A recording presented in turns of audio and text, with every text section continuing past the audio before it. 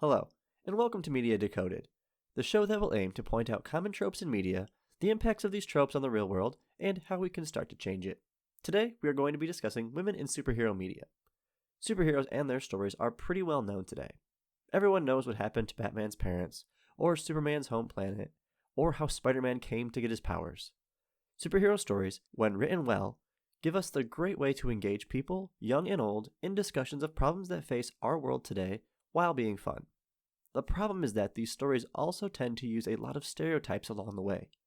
Superhero stories have often been written with the belief that their main audience is going to be men and boys, but when 47% of comic book readers are women, that is simply not the case. Yet these stories, movies, video games, and TV shows are still typically written to cater toward that male audience, and with that, come with it the perpetuation of some harmful stereotypes and tropes that either creates poor viewpoints of women or misrepresents the lived experiences of women. And yes, trust me, I understand the irony of a man narrating this video. Oh, excuse me. So with that, let's just jump into the first and probably one of the most obvious forms of representation of women in superhero media, the damsel in distress. Women in comics have long been thrown into the damsel in distress role, and there is probably no greater example of this than Lois Lane. Lois Lane is first introduced as a reporter for the Daily Star, later to become the Daily Planet in Action Comics #1, the first Superman comic, and also happens to be the first time that she is ever saved by Superman.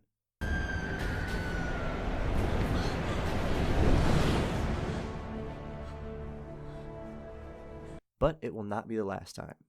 Lois seems to have a near constant role of being kidnapped or placed in harm's way as a way of getting to Superman. The same situation, though, happens consistently for many other women who find themselves attracted to or dating a superhero. Take Gwen Stacy, for example. What did you do? What you made me do. You were my friend, and you betrayed me! No. I was trying to protect you. Oh. Look at me! Hey, it's gonna be okay. This is gonna be all right. You don't give people hope. You take it away. No, Harry. I'm gonna take away yours. No, run! Gwen is the love interest of Spider-Man, who is then captured by the Green Goblin in order to hurt him. This isn't an act that is done with the intent to harm Gwen. She isn't even a person in this instance. She is simply the vessel to hurt Spider-Man. What happens to her isn't important. Her role is to give Spider-Man a reason to fight the Green Goblin and to advance the story. Nothing more. The same can be said for Mary Jane Watson, Spider-Man's other love interest, and another reporter or journalist. I want you to find your friend, Spider-Man. Tell him to meet me at the West Side Tower at 3 o'clock. Well, I don't know where he is. Find him. Or I'll peel the flesh off her bones. Kidnapped by Doc Ock simply to force Spider-Man's hand into a fight. It's no wonder that many of these female characters seem one-dimensional. They have been written to advance the plot and to give our superhero a reason to fight his villain. Yet, even when we have more well-rounded and well-written female characters, they are often still placed in the same damsel role. Iris West, for example, is again a reporter. Man, it really seems like superheroes tend to have a thing for people who write stories about them.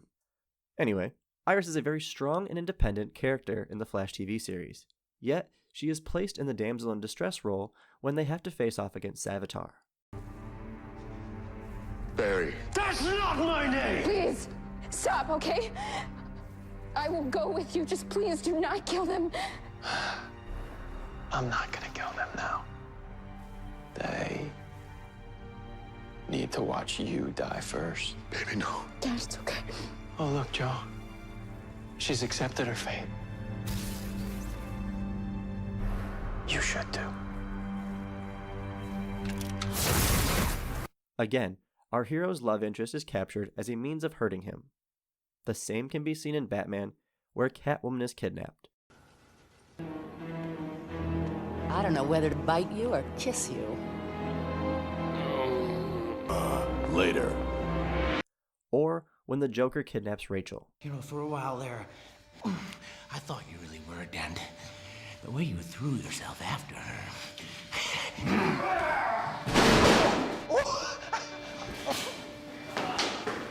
Look at you go!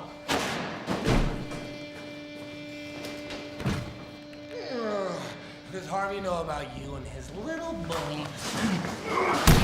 Where are they? Killing is making a choice. Where are they? Choose between one life or the other. Your friend, the district attorney, or his blushing bride to be.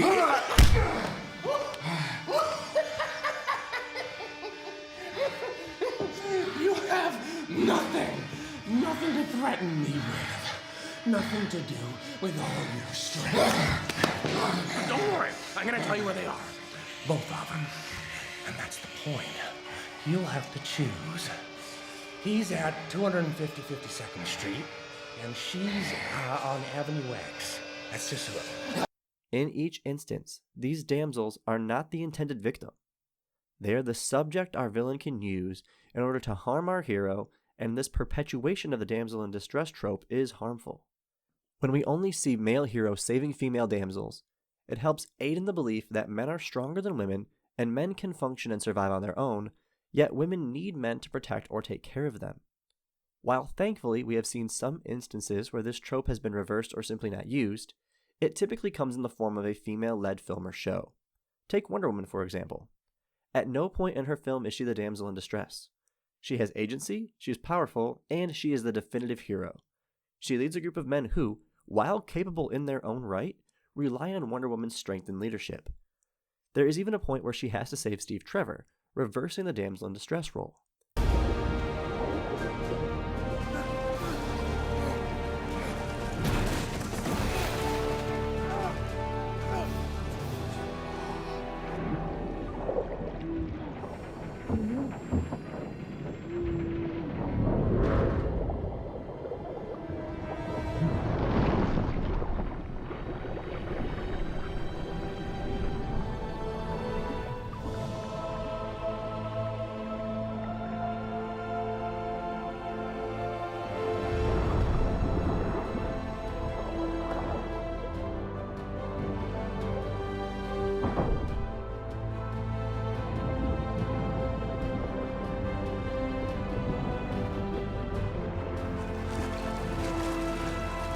If we are advocating for equality and want people to view everyone else as their equal, we need more movies like Wonder Woman, where women can see themselves in strong leadership roles and men can see women as more equal to them.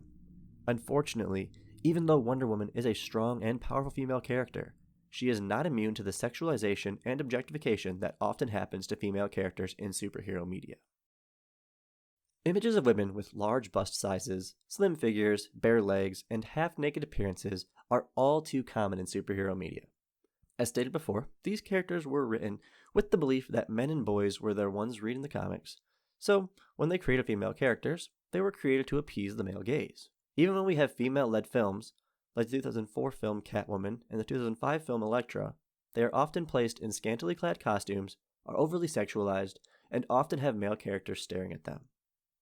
This depiction of women in superhero media creates a problem on a few fronts. When you have characters that are supposed to be strong, independent, and idols for female viewers, and then put them in costumes and poses that are clearly meant for them to be just looked at as sexual objects, it teaches those female viewers that this is how men view them, and this is how they are going to be viewed in real life. It teaches women that they are just sexual objects. It also teaches male viewers the same thing. Sure, Emma Frost is an extremely powerful mutant, and sure, Supergirl can go toe-to-toe and even beat Superman in a fight. That's not what stands out about them. What stands out is how attractive they are or how attractive they can be. One study conducted by Jessica H. Zellers shows an examination of how women are depicted in 18 graphic novels. She found that of the suggestively clad, partially clad, or naked individuals, about 3 times as many of them were women as they were men. From the graphic novel sample, there were 1,768 male characters and 786 female characters, and only 6% of all males were suggestively clad, partially clad, or naked, while of all females, 38% were suggestively clad, partially clad, or naked. Additionally, of all males, only 2% were naked, while of all females, 24% were naked. Zellers writes, "It's incredible that almost 1 out of every 4 females was, at some point, depicted in the nude. This isn't new, however. Sexualization and objectification of women happens all the time in our society, and superhero media plays a role in that.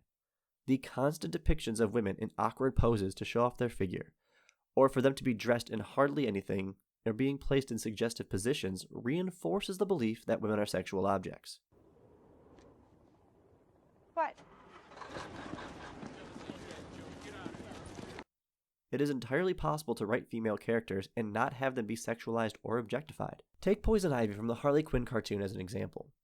Ivy is one of the most sexualized characters in DC Comics, yet this show gives Ivy a more practical costume while still staying true to her green and plant-based aesthetic. She isn't sexualized in the show because she shouldn't be. She is just a woman who wants to save the planet by sometimes having to kill a guy who runs a large chemical company. But really, who can't empathize with that? Look, is there something you need smashed? Come on, Ive, there's got to be something you need smashed. There is something, actually, I've been working on. I knew it! You're gonna do something evil. That is great! Yeah, I mean, if we're still categorizing fighting to protect the environment as evil, then sure. I'm gonna destroy it. The woman in the refrigerator trope, or fridging, refers to using a woman by either killing, maiming, harming, or depowering her for the purposes of developing a male character or pushing forward his storyline.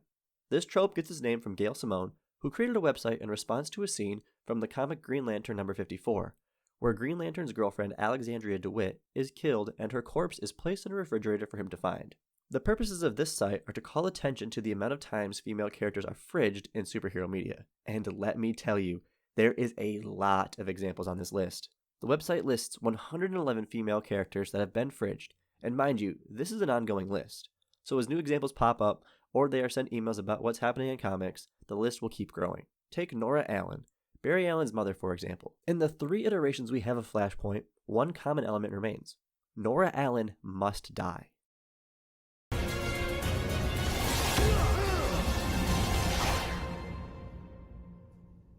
Mom, I'm so sorry. When the Flash travels back in time to save his mother's life, he creates a new timeline that is very different from the one he remembers. In doing so, he creates a timeline that is much worse off than the timeline he came from. This means that Barry himself, or with the aid of his archenemy, the Reverse Flash, must go back in time again and allow his mother to die. In this case, his mother's death is a requirement for Barry to get his powers and for his world to be better off. We need to go back in time. To that night. To do what? You know what I need you to do. Yeah. But I want to hear you say it. I need you to kill my mother. With pleasure. Another obvious example is from Deadpool 2. If Vanessa doesn't meet her untimely demise in the first 10 minutes of the film, there is no plot for the movie.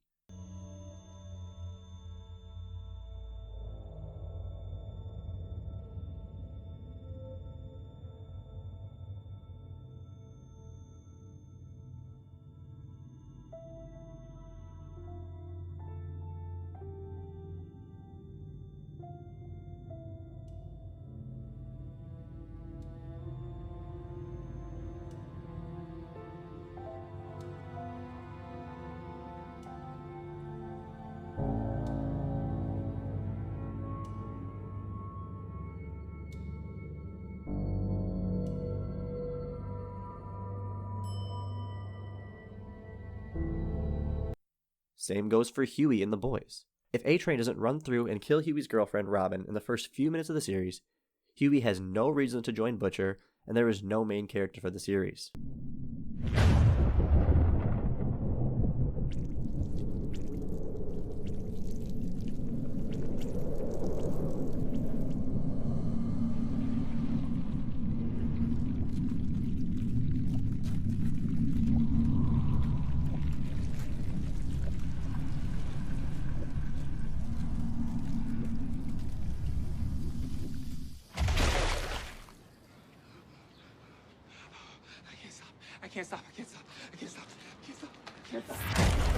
Each of these instances means that, again, these women are not their own characters. They are simply a device for the storytellers to move the plot, just as the damsel in distress trope. There can also be some overlap between the two tropes, as we see with the case of Gwen Stacy. She goes from damsel to fridged, with the whole point of making Spider-Man suffer and develop his character. When women are simply used as plot devices in a story, it sends the message that they are expendable, disposable, and that they only exist to further or give men a reason to do something. This trope reinforces or creates a belief system in viewers that women are simply background characters or expendable, and in women-identified individuals, They are taught their social role is that of the disposable lover with no agency over her own story. By encountering this kind of deeply misogynistic violence over and over again, women are frequently silenced and worn down. As for men, this trope reinforces the belief of women being below them, or that women are just there to aid in their story. Now, this is not to say that death can't be a part of a story. It very much should be, because death is a very real thing that happens. But death should be met with some nuance, and characters shouldn't exist just to be killed off to push a plot. That's just lazy storytelling. I'm sorry, little one.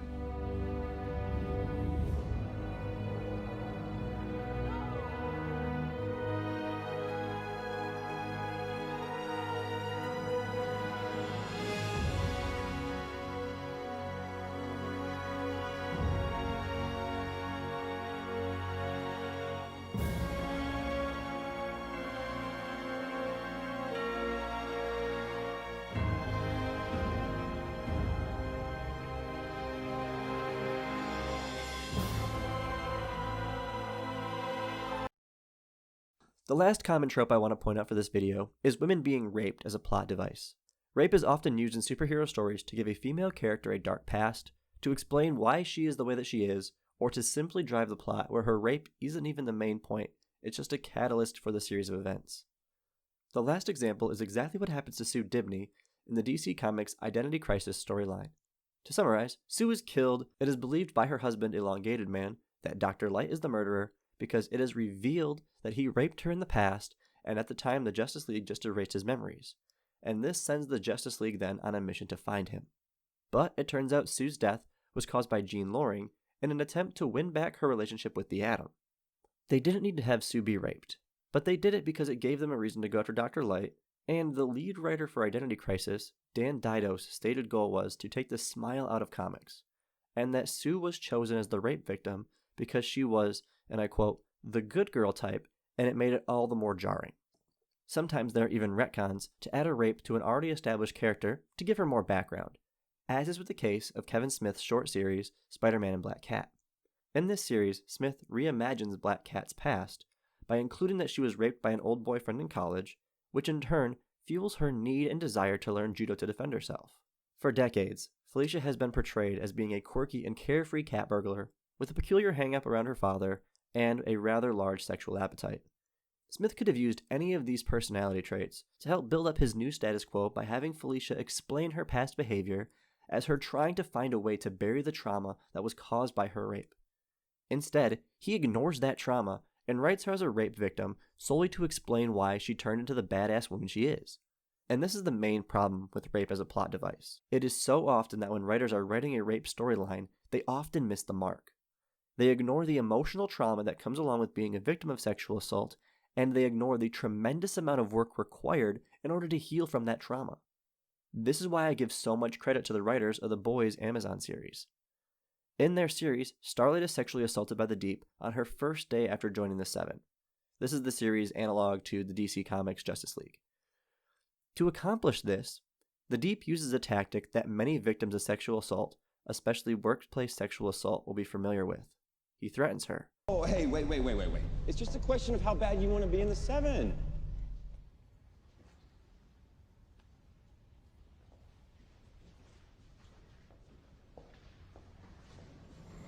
Excuse me? Whoa. Hey. Take it easy. Slow down. We're just talking. And look, I know that you're powerful. I get it. Your powers are no joke. Thing is, I am number 2 around here. So, if I say so, you'd be out of here. Especially since you attacked me. I what? Yeah, look. I mean, Iowa's sweetheart, the defender of Des Moines, just went psycho on the Deep. I mean, that could put you out of the business. Yeah. I mean, home to mommy, tail tucked between your legs. Just think of all those kids. I mean, the kids. All those kids that look up to you. They'd just be shattered. I mean, that's not what you really want, right? Or we come together as a team. You and me, just roll with the punches for like 3 minutes, maybe. It's not a big deal. And then you know what happens? All your dreams come true.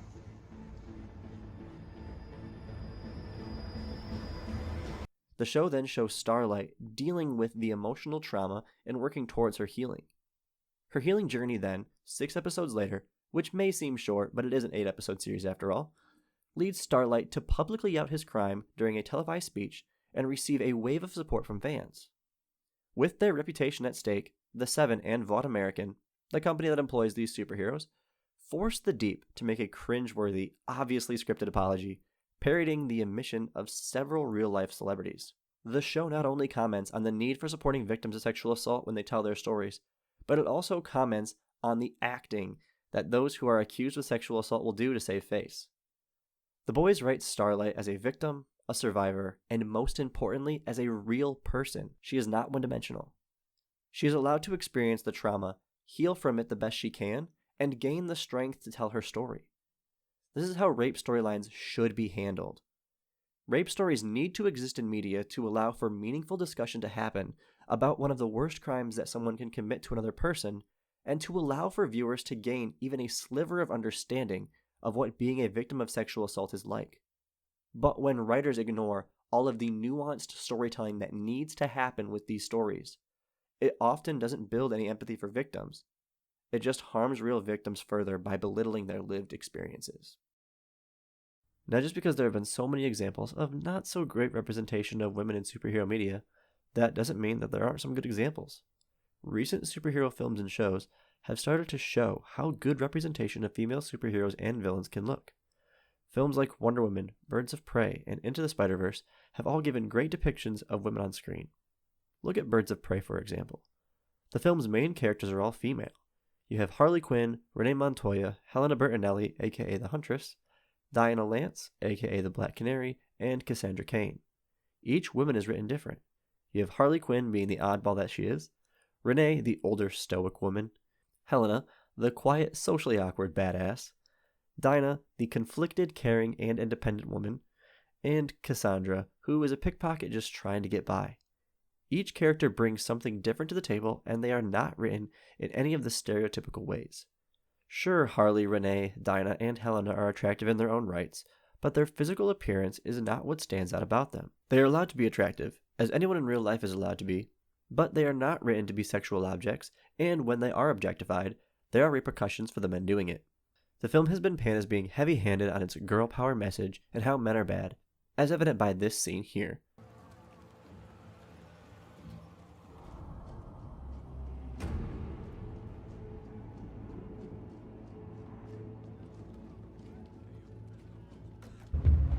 Friends, brothers, men of Gotham, I have funded you.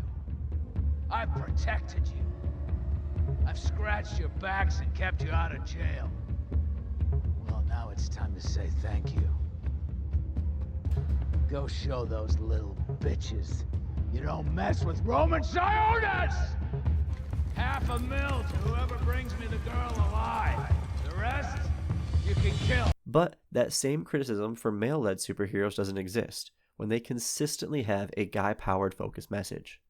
Gwen in Into the Spider-Verse is another great example of a well-written female character. While she is not the main character, she receives a lot of screen time, and the writers use her to deliver some pretty important messages.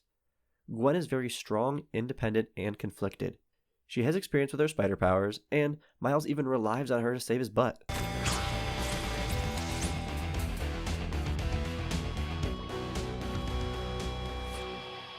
Hey guys. Wanda? It's Gwen, actually. Oh, you know her.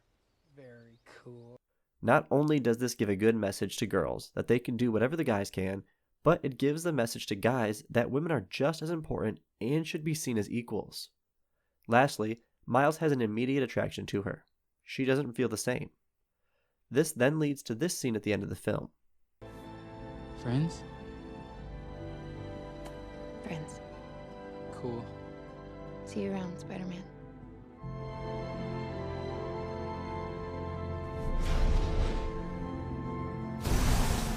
They don't rush a romance. They allow for it to develop naturally, and the two of them say their goodbyes, not with a kiss, but with a handshake and being friends. Miles did not keep Gwen around because he wanted to be with her. He kept talking to her because he respected who she was and was fine with being just friends. Sure, they could write it to where the two of them end up dating and sharing a kiss in the second movie, but it wouldn't feel rushed. It wouldn't feel like Gwen was just being used as a love interest for Miles. It would just be two well-written characters who have a mutual respect for each other, both acknowledging their feelings. I remember my friends who get it. These films show that good representation of women is possible in superhero media, and if we want to keep seeing these good representations, we need to make sure we're advocating for it. So, thank you all for watching. Please like, comment, and subscribe, and I will see you all in the next one.